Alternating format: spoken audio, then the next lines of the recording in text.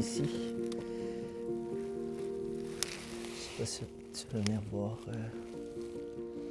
Une des choses qu'on fait le plus souvent, que ce soit avec des projets pour les trichogrammes par exemple, c'est de venir chercher des œufs de la tordeuse des canneberges. Donc, pond ces œufs en dessous des feuilles. Par exemple, on va s'intéresser à voir est-ce que ces œufs-là, ils sont parasités ou pas. Donc, c'est un peu la façon de faire, puis des heures de plaisir en champ à chercher des œufs. Donc, le projet s'intéresse vraiment à développer une stratégie intégrée pour la lutte contre les principaux ravageurs de la canneberge en production biologique. On a un volet qui s'intéresse à l'utilisation de trichogrammes pour lutter contre la tordeuse des canneberges. Donc, ce qu'on voit ici, en fait, là, c'est des œufs parasités par des trichogrammes. Donc, les œufs qui sont beiges sont des œufs qui ne sont pas parasités. Puis, les œufs noirs sont des œufs parasités. Donc, on va pulvériser tous ces œufs-là. Puis, dans quelques jours, une fois en champ, ils vont émerger en tant qu'adultes à la recherche de nouvelles hôtes, donc les œufs du ravageur qu'on cible. On a aussi un volet où est-ce qu'on s'intéresse au niveau du BT, donc Bacillus thuringiensis, qui est une bactérie qui est utilisée en fait pour lutter contre les insectes en biologique. Dans le passé, on a testé différentes formulations commerciales de BT pour lutter contre la tordeuse, puis il n'y en a aucune qui donne des bons résultats. Donc, dans le cadre du projet, là, on va s'intéresser à faire vraiment un défrichage de toutes les souches de BT qui sont disponibles pour voir est-ce qu'il y en a une qui a une bonne compatibilité pour la tordeuse. On a un volet aussi sur la confusion sexuelle, donc on s'intéresse à des nouveaux types de diffuseurs, voir quels sont les avantages, les inconvénients d'un point de vue d'efficacité, mais aussi des coûts d'application, des coûts de main-d'œuvre que ça représente d'utiliser différents types de diffuseurs pour faire de la confusion sexuelle. On a un volet qui s'intéresse aux volatiles émis par l'herbivorie par les plantes. On s'intéresse à justement ces messagers chimiques-là que les plantes émettent lorsqu'ils sont attaqués par un ravageur. Comment est-ce qu'on peut en tirer profit pour attirer des ennemis naturels dans la culture de canneberge.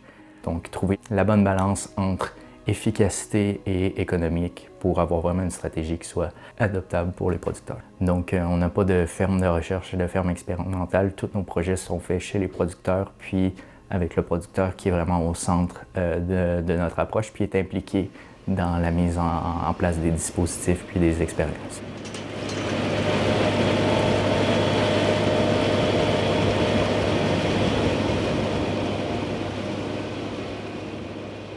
On est ici sur un site de production là, de la ferme Canneberge BLR. Puis ils sont en train de récolter leur dernier champ. Donc, lors de la récolte, les producteurs vont venir inonder le champ pour essayer de faire flotter un peu les fruits qui ont des petites poches d'air à l'intérieur. Puis ensuite, la machine qu'on voit derrière moi a une série de petites tiges en métal qui sont parallèles au sol, qui lui permettent de venir décrocher les fruits. Puis le lendemain, ils vont revenir avec des barrières flottantes qu'on appelle des estacades pour les ramener tous dans un coin, puis pomper les fruits grâce à une pompe à fruits jusque dans le camion qui va aller à l'usine.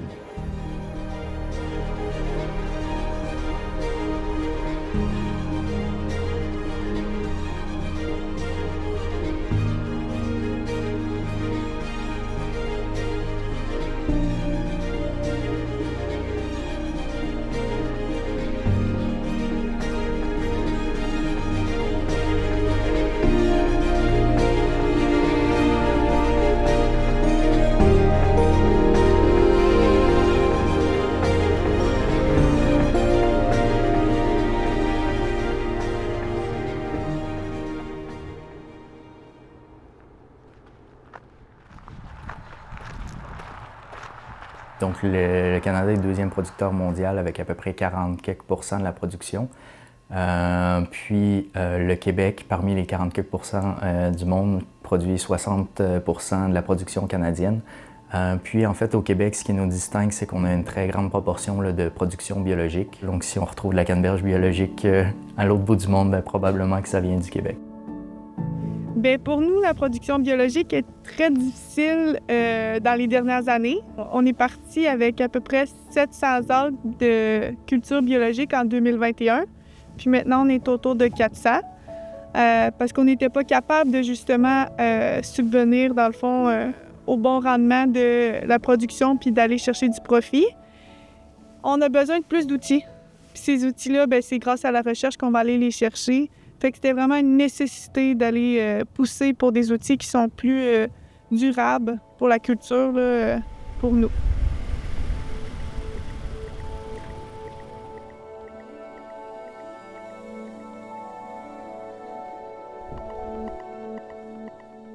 Bonjour, je m'appelle Yousra Menchari, je suis professeure en malherbologie à l'Université Laval.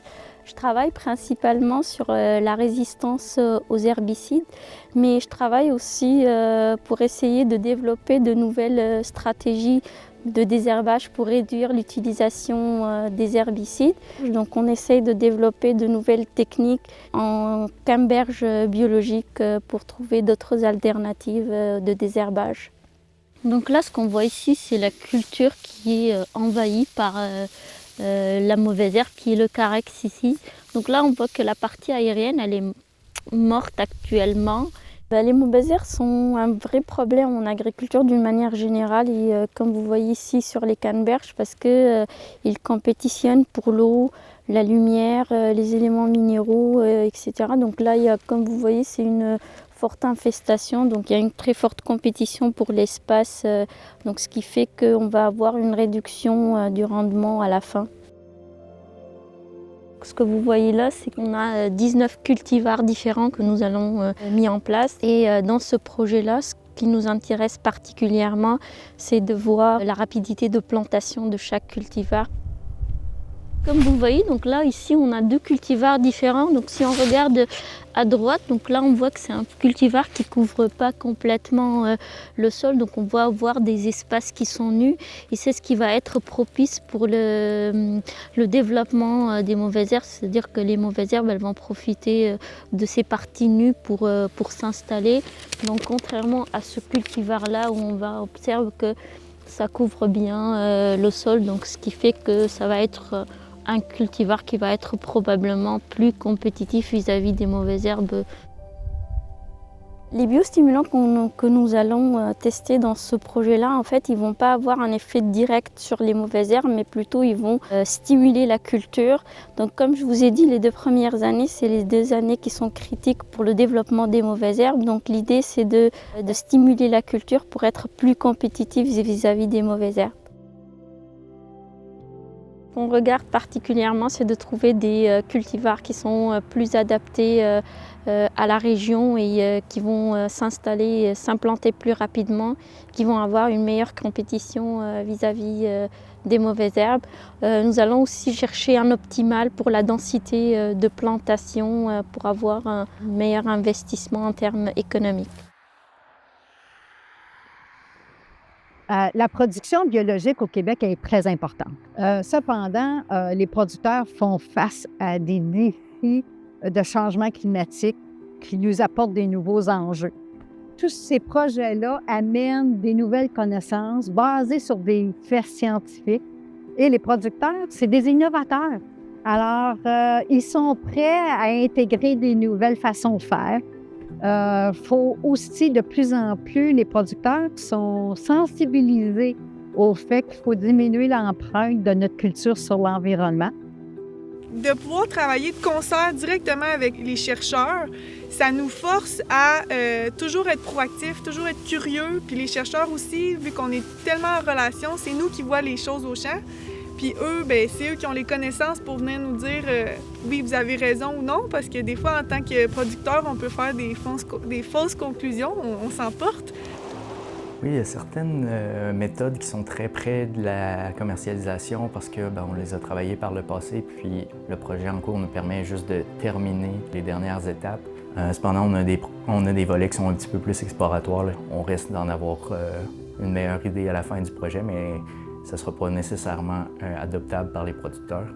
Mais ultimement, je pense que c'est une bonne chose aussi d'allier des méthodes qui sont très près, puis des méthodes qui sont un petit peu plus long terme parce que on arrive avec des nouveautés graduellement avec les producteurs. Donc ça leur laisse le temps de se les approprier, de les intégrer dans leur façon, dans leur pratique. Sans notre appui dans le cadre d'un projet, c'est vraiment l'aboutissement final.